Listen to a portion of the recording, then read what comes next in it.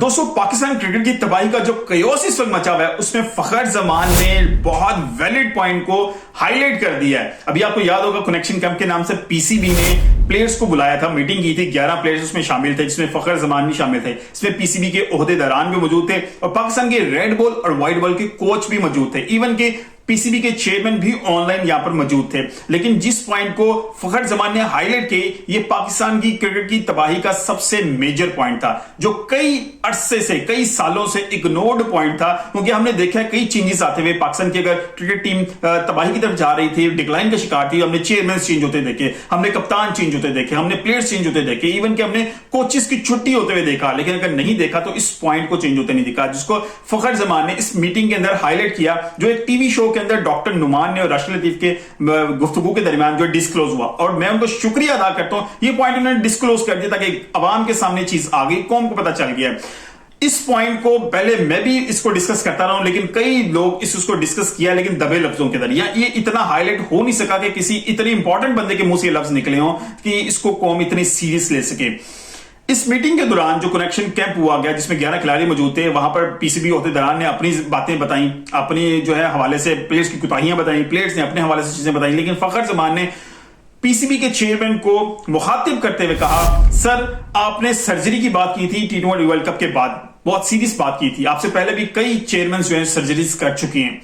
Surgeries के अंदर आपने कई कप्तानों को रिमूव किया, प्लेयर्स को रिमूव किया, कोचेस को रिमूव किया, लेकिन क्या आपने कभी अपने आसपास, उस चेयरमैन की सीट के आसपास बैठे हुए लोगों की सर्जरी की है? यह कहना था कि वहां पर सन्नाटा था, क्योंकि पीसीबी ओहदेदारान वहां मौजूद थे। ये वही थे जो पीसीबी के अंदर जोंकों की तरह बैठे हुए, जो खून चूस रहे हैं। वो खामोश थे। उन्होंने कहा, जी मैंने जो है चेयरमैन मोहसिन नकवी ने पूछा फखर जमान से कि आप बताइए क्या मसला है। उन्होंने कहा, जी मैंने 4-5 महीने पहले बीबीएल जो ऑस्ट्रेलिया की बिग बैश लीग है उसके लिए एनओसी मांगा, मुझे मिल गया, लेकिन ऑन द टाइम मुझे रोक दिया गया, मुझे कहा वापिस आ जाइए। मैंने हर चीज फाइनलाइज की हुई थी, मैं वापिस आ गया। फिर मैंने सीपीएल के लिए जो कैरेबियन प्रीमियर लीग है उसके लिए 4 महीने पहले रिक्वेस्ट की कि मुझे उसका एनओसी चाहिए। कहते मुझे एनओसी दे दिया गया, मैं वहां पहुंच गया, 30 घंटे की ट्रैवल करने के बाद मैं वहां पहुंचा। वहां पे मैंने भी एक आध मैच खेला तो मुझे कहा गया वापस आ जाइए क्योंकि आपका फिटनेस टेस्ट है। ये हाल है इनकी मैनेजमेंट का। एक बंदा इतनी दूर जा रहा है, एनओसी आप दे रहे हो, आपको पता होना चाहिए चीजें किस तरह चल रही हैं। आपने फिटनेस टेस्ट के लिए उसको वापस बुलाया, वो शरीफ बंदा, क्योंकि वो सेंट्रली कॉन्ट्रैक्टेड प्लेयर है, वहां से 30 घंटे की फ्लाइट करके इन जो कनेक्टेड फ्लाइट से वापस आता है, आके उसे रात ही कहा जाता है कि सुबह का फिटनेस टेस्ट है। यार ये कैपेबल लोग नहीं है, या तो ये सिंसियर नहीं है या ये कैपेबल लोग नहीं है। एक बंदा 30 घंटे की जो फ्लाइट लेके आ रहा है, एक सीट पे बैठ के वो आ रहा है कनेक्टेड फ्लाइट के अंदर, और वो मेंटली भी डिस्टर्ब है कि आपने उसके कॉन्ट्रैक्ट को जो है वो खराब किया। फिर एक बड़ी इंपॉर्टेंट बात है, जब आप इस तरह अपने प्लेयर्स को वापस बुलाते हैं तो ये बोर्ड टू बोर्ड भी मसले खराब होते हैं। ये उनको नजर होनी चाहिए कि अगर हमारा एक प्लेयर कॉन्ट्रैक्ट कर रहा है किसी दूसरे बोर्ड की लीग के साथ, और अगर ऑन टाइम उसको डॉज करवा रही, जैसे आईपीएल में भी हुआ था, इंग्लिश प्लेयर छोड़ के गए, उन्होंने बड़ी जबरदस्त बातें की इंडिया के प्रीमियर लीग के सेटअप वालों ने, वहां पर जो ओहदेदारान थे उन्होंने सख्त बातें की। यही बात है, कल को प्रीमियर लीग वाले या बिग बैश लीग है, वहां से प्लेयर्स अगर पीएसएल में आना चाहें, वो एंड पे आपको जो है डॉज करा दें, तो पीएसएल की क्या औकात रह जाएगी या पीसीबी की क्या औकात रह जाएगी जब ये ग्रज रखा जाएगा। आपके अपने जो रिलेशंस है बोर्ड के साथ वो खराब होते हैं। खैर वो बंदा वापस आया, लेकिन वो किस तरह टेस्ट पास करता है, अगले दिन वो टेस्ट पास नहीं कर सके। फिर उसके बाद उनसे कहा गया, जो उस्मान जो बोदला साहब थे वहां बैठे थे सामने, उन्होंने कहा जी नहीं ये इंटरनेशनल क्रिकेट को डील करते हैं। उन्होंने कहा नहीं हम अपने प्लेयर्स का बड़ा ख्याल रखते हैं, उनको टाइमली रिस्पॉन्स करते हैं। उन्होंने कहा अच्छा फखर जमान ने, उन्होंने कहा मैंने ILT20 के लिए 3 महीने हो गए एनओसी की रिक्वेस्ट की हुई है जो अभी तक अप्रूव नहीं की गई। यहां इसके बाद फिर खामोशी, कोई रिस्पॉन्स नहीं था, कोई जवाब नहीं था। इस बंदे ने 3 बॉलों पे 3 छक्के लगा के वही फ्रंट फुट पे खेलने वाला ओपनर वाला अंदाज अपनाया। ये उन्होंने अपने आने वाली नस्ल के ऊपर एहसान कर दिया, आने वाले क्रिकेटर्स के ऊपर। चेयरमैन पीसीबी को और अवाम को बता दिया कि पाकिस्तान क्रिकेट की तबाही की असल वजह क्या है।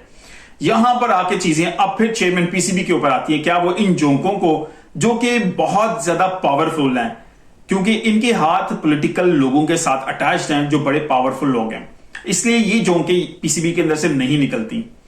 इनको निकालना पीसीबी का काम है, चेयरमैन का काम है। ये किस तरह कर पाएंगे या नहीं कर पाएंगे तो वक्त बताएगा। लेकिन जिस तरह की चीज डिस्क्लोज कर दी है फखर जमान ने, ये शायद तमाम प्लेयर्स अभी जो टीम के वो भी शुक्रगुजार होंगे उनके, और आने वाले प्लेयर्स भी होंगे, क्योंकि ये मिसमैनेजमेंट है।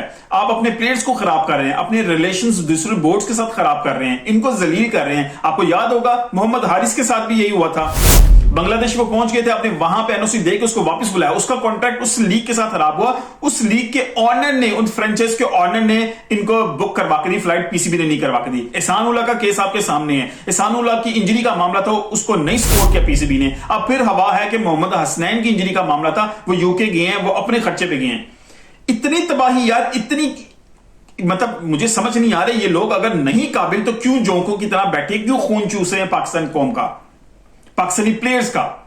ये तबाही के जिम्मेदार है। अगर पीसीबी के चेयरमैन इस चीज को इग्नोर करेंगे तो ये बहुत बड़ा जुल्म होगा। ये उनके दौर के अंदर चीज डिस्क्लोज कर दी गई। पाकिस्तान क्रिकेट टीम के एक अहम मेंबर, अहम प्लेयर, जिसको शायद अभी चैंपियंस ट्रॉफी तक ये लोग हटा नहीं सकेंगे, क्योंकि अब ये उसके खिलाफ जरूर कोई ना कोई कार्रवाई करेंगे। या तो पाकिस्तान टीम में उसकी जगह के लिए मुश्किल हो जाएगी, या उसकी सेंट्रली कॉन्ट्रैक्टेड ए कैटेगरी से बी में कर देंगे। बहुत सी चीजें उसके लिए क्रिएट की जा सकती हैं। लेकिन उनको पता है फखर जमान को 1-2 साल के मजीद उन्होंने क्रिकेट खेलनी, शायद वो लंबी क्रिकेट नहीं खेलेंगे, तो उन्होंने इस तरह का फैसला लिया, और ये बिल्कुल राइट टाइम पे उन्होंने लिया है। पाकिस्तान क्रिकेट की तबाही को बचाने के लिए बहुत जरूरी है कि हर बंदा अपना स्टेप ले, अपनी कुर्बानी को जो है ना, अपने को सर्व करे कुर्बानी के साथ। यहां पर पीसीबी की औकात दिखाने के लिए, इन लोगों की औकात दिखाने के लिए मोहम्मद आमिर, इमाद वसीम, आजम खान, इन तीनों ने इस तरह क्लियरली मना किया इस चैंपियंस कप के लिए। क्योंकि इन तीनों को जो कांटेक्ट किया गया था कि आप आइए इस चैंपियंस कप के लिए खेलिए, उन्होंने कहा जी हमारी आगे से ऑलरेडी कमिटमेंट है, हम उनको पूरा करेंगे, हम सेंट्रली कॉन्ट्रैक्टेड नहीं है। ये फ्रीलांसिंग का फायदा था जो दुनिया क्रिकेट इस वक्त कर रही है। आप न्यूजीलैंड की क्रिकेट देखिए, वेस्ट इंडीज की क्रिकेट देखिए, मोस्टली अब वो प्लेयर्स जो है फ्रीलांस क्रिकेटर्स बन रहे हैं। फ्रीलांस क्रिकेट के हवाले से मैं ऑलरेडी वीडियो बना चुका हूं, अगर आप सर्च करेंगे क्रिकेट विद जवाद के नाम से वो आपको मिल जाएगी। मेरे यूट्यूब चैनल पे, फेसबुक पे भी है। तो ये तो हालत है पाकिस्तान के अंदर सेटअप की। तो किस तरह हम कंपीट कर सकते हैं दुनिया की टॉप नॉच टीम के साथ, जो अपने प्लेयर्स का ख्याल रखती हैं, जो अपने प्लेयर्स के पीछे खड़ी होती हैं। हैट्स ऑफ टू फखर जमान जिन्होंने खड़े होकर बात की है, और डॉक्टर नुमान जिन्होंने इस बात को डिस्क्लोज किया ऑन टीवी, और राशिद लतीफ ने भी इंडोर्स किया है कि जो सिचुएशंस हैं ये बहुत ज्यादा खतरनाक हैं, पीसीबी के हवाले से, चेयरमैन के हवाले से, और पाकिस्तानी प्लेयर्स के हवाले से। क्या पाकिस्तान इससे कुछ सीख सकेगा, क्या बेहतरी आ सकेगी, क्या ये लोग चेंज हो सकेंगे? अपनी राय कमेंट की सूरत में मुझे जरूर बताइएगा, क्योंकि उससे मुझे हौसला मिलता है फिर मजीद इस पे काम करने का, मजीद चीजों को जो डिग आउट करने का, और फिर चीजें आपके सामने लाने का। मिलते हैं अगली किसी वीडियो से, अपना ख्याल रखिएगा। अल्लाह हाफिज।